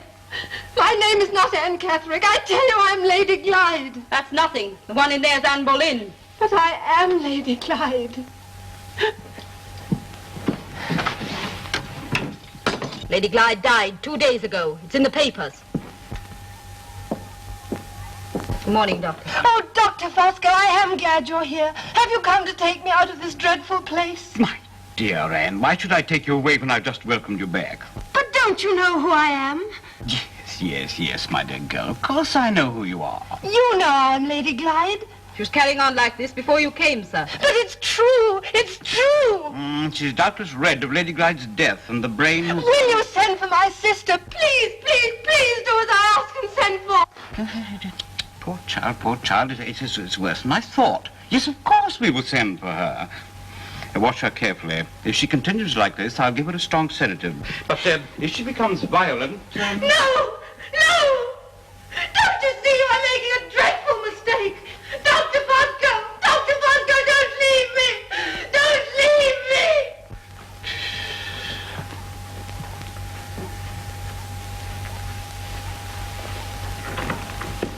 Well, she's safe enough. Good. Question is, how safe are we? What do you mean? Well, at every step we seem to be getting deeper and deeper. She might as well be locked up for all the good she is. Of what use is a shrinking violet to a man? A brief interview with our lawyers on Monday, and I shall be rich, my Fosco.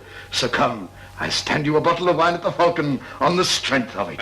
Thank you, but I do not indulge... And I've already told you I don't trust teetotalers. Well, I was going to say that I do not indulge except at this time of day. Good. Come, my Fosco.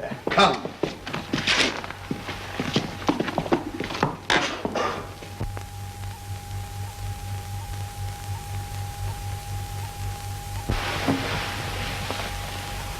I wish I could find that woman in white. If you were to find her, that wouldn't bring the dead back to life. No, but it might bring the living to justice. I swear by that grave to expose Glyde to the world for the blackguardly scoundrel that he is. I feel certain that that woman can point me the way. What makes you so certain? The look I saw in Glyde's eyes when I confronted him with her note.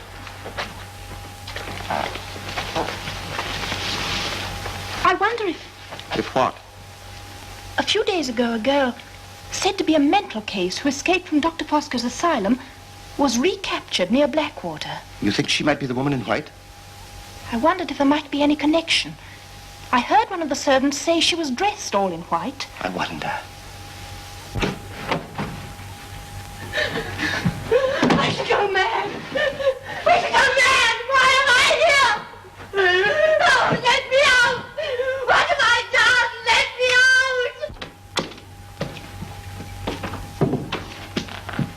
Gentlemen, to see you, sir. Mr. Carey Wilson, Solicitor, Winchester? What's he want? Don't know, sir. You'd better show him in, I suppose. This way, sir. And what service can I render you, sir? You have a patient here named Anne Catherick? That is so. I'm engaged in winding up the estate of her recently deceased mother. Won't you sit down? Oh, thank you. I require certain information. May I see Miss Catherick? Quite impossible. My instructions are that she may have no visitors. But it's vitally important. I repeat, it's impossible. You realize, sir, the girl's insane? Has she been certified? Well, no, not actually, And in but... law, she's sane until she's been certified. I must insist on seeing her. For the last time, sir, I cannot grant your request. Very well. And in that case, I must apply for an order to the court. Oh, my dear sir, there's no need to adopt that attitude. After all, rules must be observed in these institutions. And the law must take its course? Quite. Well, under the very special circumstances, I'll make an exception in your case. Take this gentleman through to number 7. She's been rather violent, Doctor. You must not excite her. You understand? That's why, sir.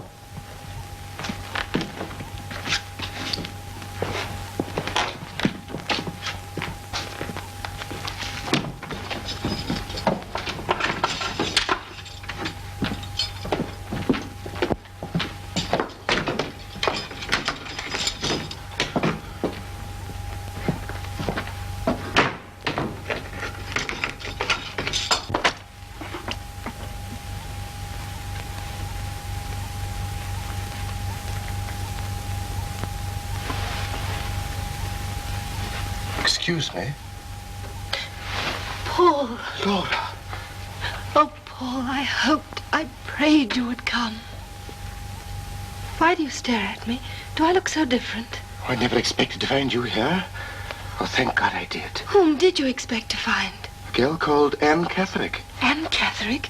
That's what they insist on calling me, even Dr. Fosco. Oh, my darling. Those two scoundrels should pay for this. Oh, please, please take me out of this dreadful place. You'll have to go now.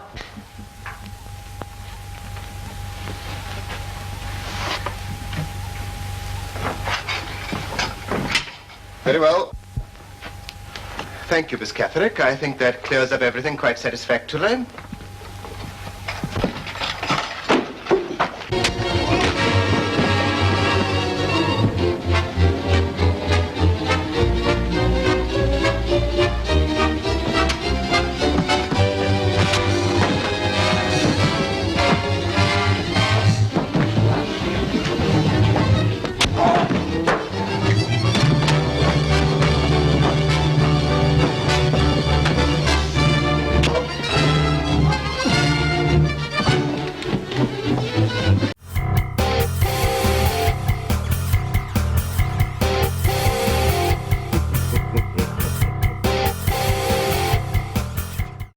Creation of the humanoids.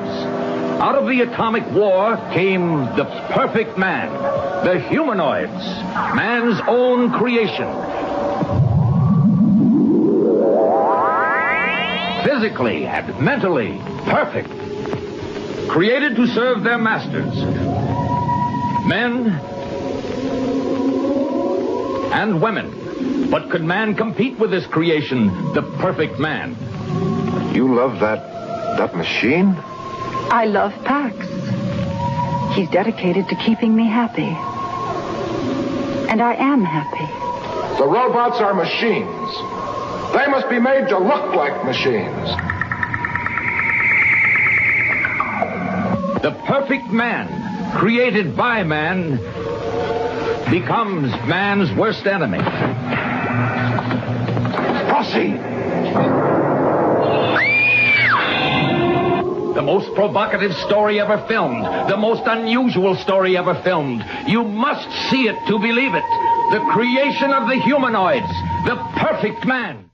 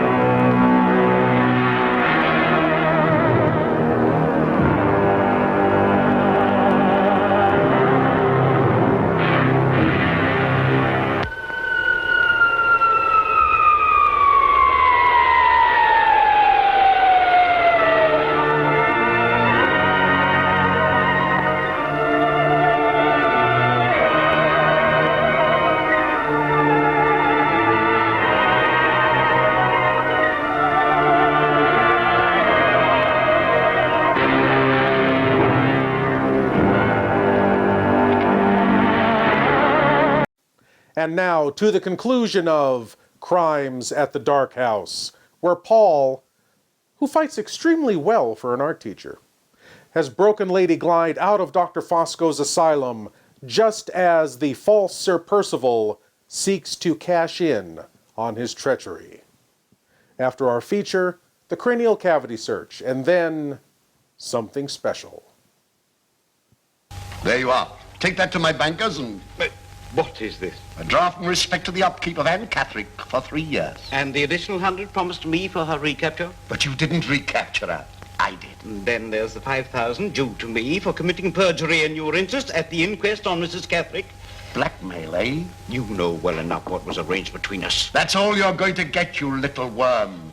Take it or leave it. You don't get over me so easily as that. I know you are not Sir Percival Glyde. I know you murdered Mrs. Catherick and caused the death of her daughter, to say nothing of the parlour-maid Jessica and the real Sir Percival Glyde. I also know that the woman at present in my asylum is Laura Fairley, and that the body buried in Limeridge churchyard is that of Anne Catherick, alias Glyde. But you've no proof of all this. It's only your word against mine. Besides, the story is so fantastic. Who would believe it? I, for one, believe every word of it. Oh, eavesdropping, eh? What have you heard? Enough to hang you for the murderer that you are. He's got no proof. Oh, you want proof, do you? Well, I know where I can find proof. In the records of the parish church. What records? If you were Sir Percival Glyde, you would not ask. For it was there that Percival Glyde, before he set out for Australia, married the woman that you knew as Mrs. Catherick. What? Then who is he? An impostor, a murderer, a thief, a liar, and a bigamist. And the records of the parish church shall prove it to the world.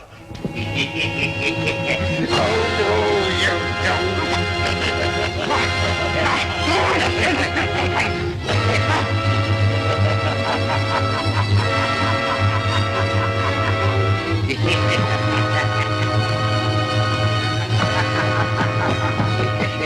Wenches like you want taming badly. Properly taming. Let me go, you horrible beast! Let me go!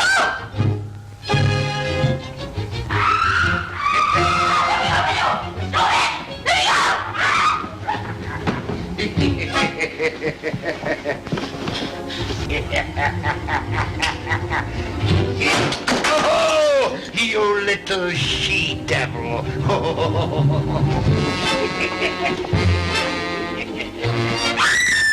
Out in Australia, I used to break in fractious horses.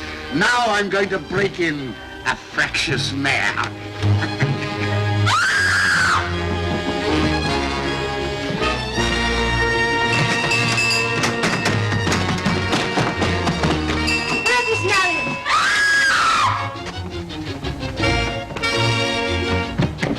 It's locked! Open that door! Quick! Open the door! Oh, quick, Marion! You stand back!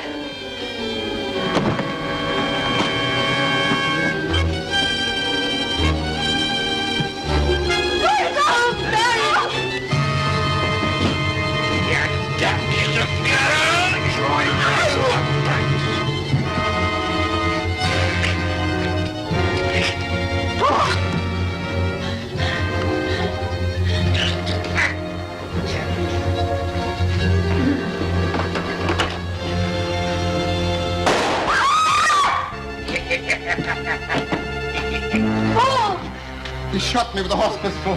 He escaped through the window. Now, where are we? 1833? No, it was a year or two before that. Here we are. And the unhappy Miss Fairley will be only too glad to pay me handsomely for this, and that criminal lunatic will pay his just desert. Hangman's rope. I don't think you expected me, my Fosco.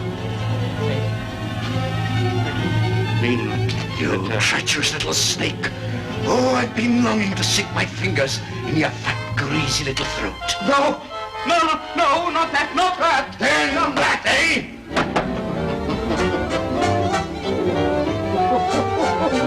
What was it he said? The hangman's rope. And the hangman's rope it shall be.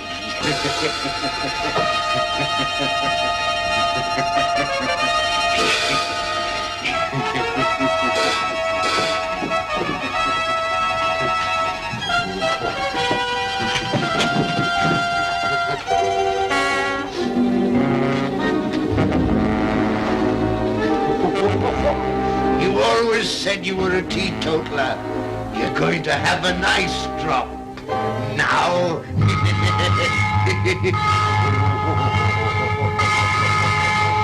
What's that? The church bell. The parish records. Drive to the church, quickly.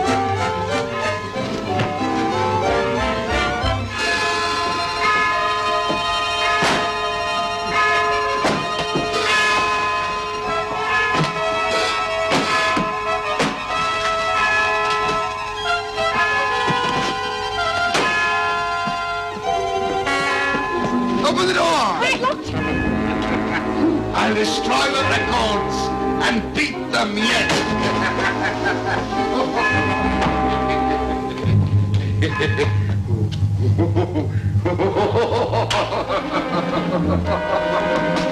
First of all, open the door! Open it!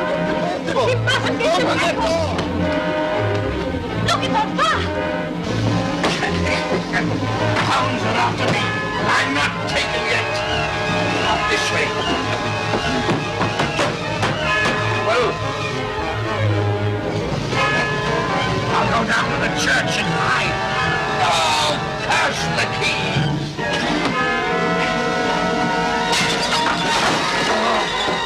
Never go down that way. Hello there. Open the door. Break it down, you hear? Flames are getting me. Break it down, for God's sake, break it down! I'll confess everything. I'm not supposed to have lied. Hurry, break down the door. Here, I must have it. Roland, I got to do. I can't stand it. I don't want to die. I don't need to die. And so shall perish all evil.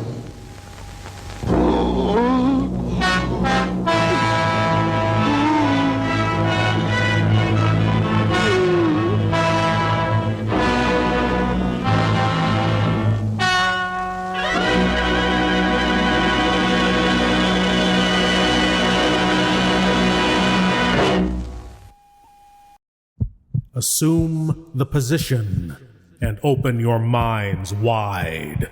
It's time for your Cranial Cavity Search. Yes, my lords and ladies, the Cranial Cavity Search. Here's a chance for you great geeks out there to prove your geek cred by showing what you know. And tonight's Cranial Cavity Search question is: you will not remember what I show you now, and yet I shall awaken memories of love and crime and death.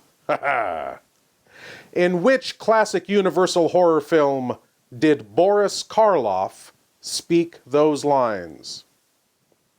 A. The Black Cat. B. The Mummy. C. House of Frankenstein.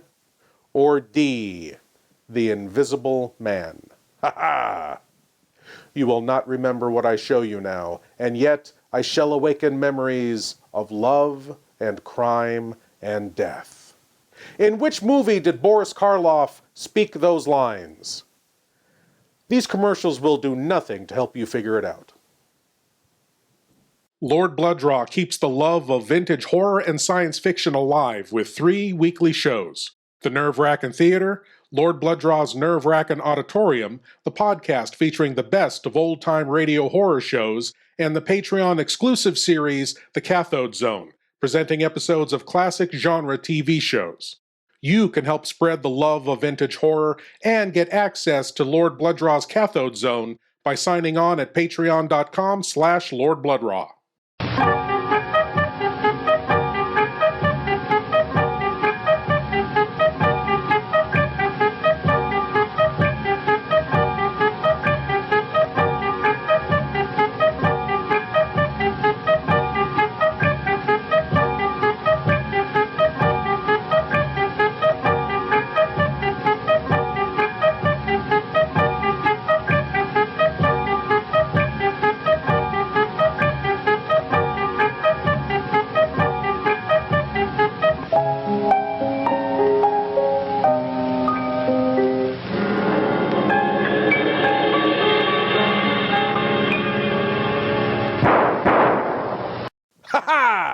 and the answer to tonight's cranial cavity search question. In which classic Universal horror film did Boris Karloff speak the line, "You will not remember what I show you now, and yet I shall awaken memories of love and crime and death"? It was B, The Mummy. Ha ha! Yes, my lords and ladies, the 1932 classic starred Boris Karloff as Imhotep, the ancient Egyptian who still seeks his love after 3,700 years. Ha ha! You know something, my lords and ladies? I can't get the villain of tonight's film, Crimes at the Dark House, out of my mind. You know what his problem was? He didn't follow the rules. He had no respect for the rules that hold a decent society together. To illustrate my point, and in hopes of creating a better society, I have a very special short film for you that I know will ensure that none of you grow up to be like the guy we just saw. My lords and ladies, in hopes of creating a better tomorrow, here is Holiday from the Rules? Walk, don't run. Now don't talk fast. Slow down. Be careful. Get back in line. Don't you know it's against the rules to leave the school grounds without permission? Rules. All the time rules. I'm sick of them. You said them. Oh, there were no rules. Yeah, then you could do anything you wanted to. Nobody could tell you what to do. Excuse me for interrupting, boys and girls, but maybe you would like to find out just what it would be like if there were no rules. But how could we do that? By going someplace where there are no rules. You'd have to go someplace where there are no teachers or policemen or anybody else to tell you what to do. There's no such place. You're right. Anywhere you go, wherever there are people, you'll find rules. But maybe there is a way we could go to a place without rules. How? By using our imagination. Let's all think real hard and pretend we're in a faraway place. A place no people have discovered yet. Now where could that be? Maybe at the North Pole. Nah, people have been there. Anyway, it's too cold there to be any fun. Maybe an island, somewhere in the middle of the ocean. All right, a make-believe island. Now let's all pretend real hard. And here we are, the first people to ever be on this island because, well, let's say this island is surrounded by man-eating sharks. Okay, there are no rules here. You can do anything you wish. What do we do? Let's explore. Okay. Let's go. Let's go this way. All right. Let's go over that big tree. Gee, there's nothing to do around here. Hey, let's play follow the leader. Leader. I'm leader. I said so first. Let her be. Come on. I have a problem. I have a problem. You missed, Jim. Go to the end of the line. Who said so? That's the way you play. It's A rule, Penny?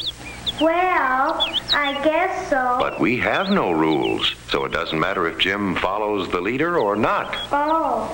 Let's play some other games. Well, where maybe rules aren't so important. How about hide and seek? Not it. You're last, Gene. You're it. I don't want to be it. Okay. Meeny, meeny, miny, mo. Catch a tiger by the toe. If he roars, let him go. O-U-T spells out O-she. You're still it, Gene. But I don't want to be it. But you gotta. No, she doesn't, because that's a rule. Then who's gonna be it? Okay, I'll be it. Here's home. 1, 2, 3, 4, 6, 8, 10. Here I come, ready or not.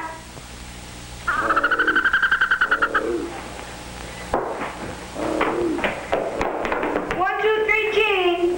That isn't fair. You can't hold me, so I can't reach home. Why not? There's no rule says I can't. Then there's no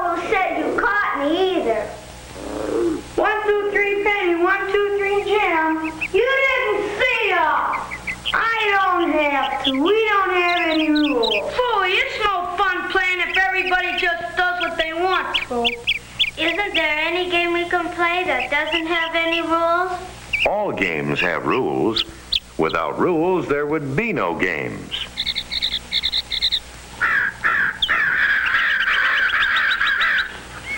Oh, what beautiful seashells.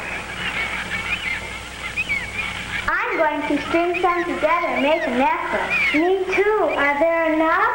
I don't know. There aren't too many. Hey, come here. I found a mouse. That's not a mouse. That's a hamster. Oh. Isn't he cute? His fur is real soft. Let me hold him. No, let me. No, me. No, go find your own mouse. He's being selfish. True, but there's no rule that he should share. Yeah, that's right. But there's no rule that says I can't take him either. Lay off! He's mine!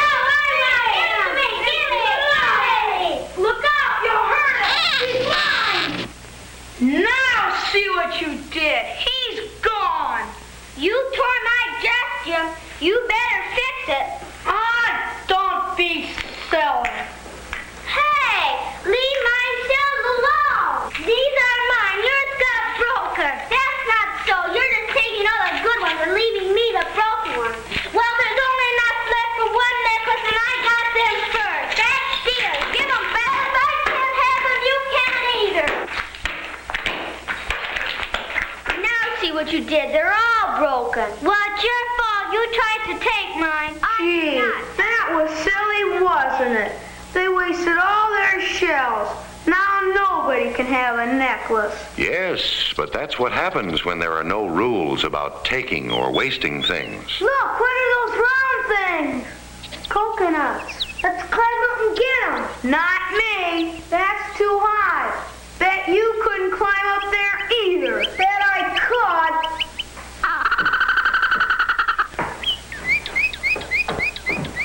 He'd better be careful or he'll fall and get hurt. Let him. There's no rule says he can't kill himself if he wants to. Gee, Jim, what happened? Jim, are you all right? Oh, my arm. It feels like it's broken. Gee, maybe you should go to the doctor. What doctor? There isn't any here. Couldn't we have a doctor? A doctor would only make rules like keep your arm bandaged until it gets well. Sorry, no rules, no doctors. What'll we do? Hey, what do you think you're doing? Plainers, you trying to fix your arm? What do you know about it? Nothing, but somebody's got to do something. Lay up, hey, you're... This is no fun. I'm going swimming.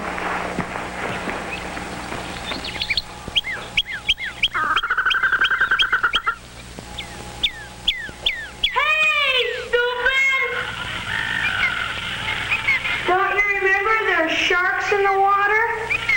Oh, I forgot. Nobody goes swimming, see? Isn't that a rule, Mark? No, that's just common sense. So are other safety rules. What's the difference between not going in the water where sharks might bite you and not running out in the street where cars might hit you? Okay, let her go ahead if she wants to. Boy, I'm hungry. Me too. What do we do about eating here? Well, there are no parents here to make rules like you must be home for dinner by 6. So I guess it's up to you. Hey, Jim, didn't you knock down a coconut when you fell? I think so, but I don't remember. Here it is.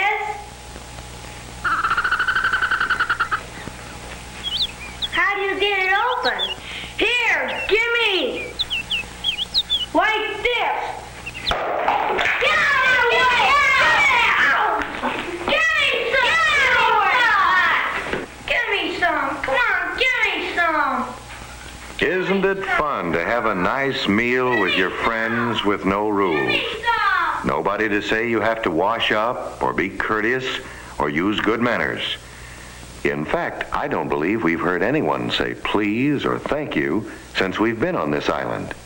Well, boys and girls, how do you like living without rules? I hate it. This is no fun. It stinks. Well, what can be done about it? Guess if we're going to have any fun, we'd better make some rules. We'll have to. We sure do. Boy, we need them. What kinds of rules do you need? Rules that make things fair for everybody. And safety rules to keep us from getting hurt. We should make a rule that sharks can't bite us. Then we could all go swimming. And you can be the one to tell the sharks about it. I'm afraid that wouldn't be a good rule, Penny. Rules only work when those they are meant for understand them and know why they should be obeyed. Oh, well, how about courtesy rules? Yeah, we need lots of rules. So let's get going and make some. Hey, instead of making up a lot of rules, why don't we go home where we already have them? Okay. Yeah, All right. Since we only pretended we were here, all we have to do is unpretend. And we're back where we started. Now we have rules again. Do you think you can be happy about rules now? Yeah! As long as we remember that rules are to make things better for everybody. Yeah, and if you don't understand a rule, find out why the rule is made. If you really know why, then it will probably make sense.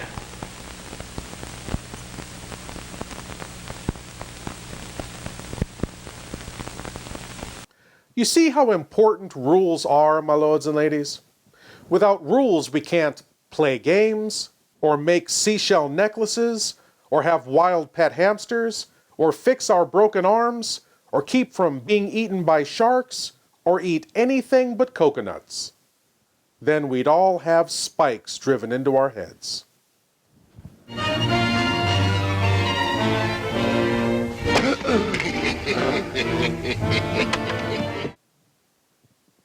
And that's just not a world I want to live in. Well, my lords and ladies, I want to thank you all for watching, and I want to invite you all back again next week when we'll do whatever this is all over again. Ha ha! As always, I am Lord Blood-Rah saying, geek out.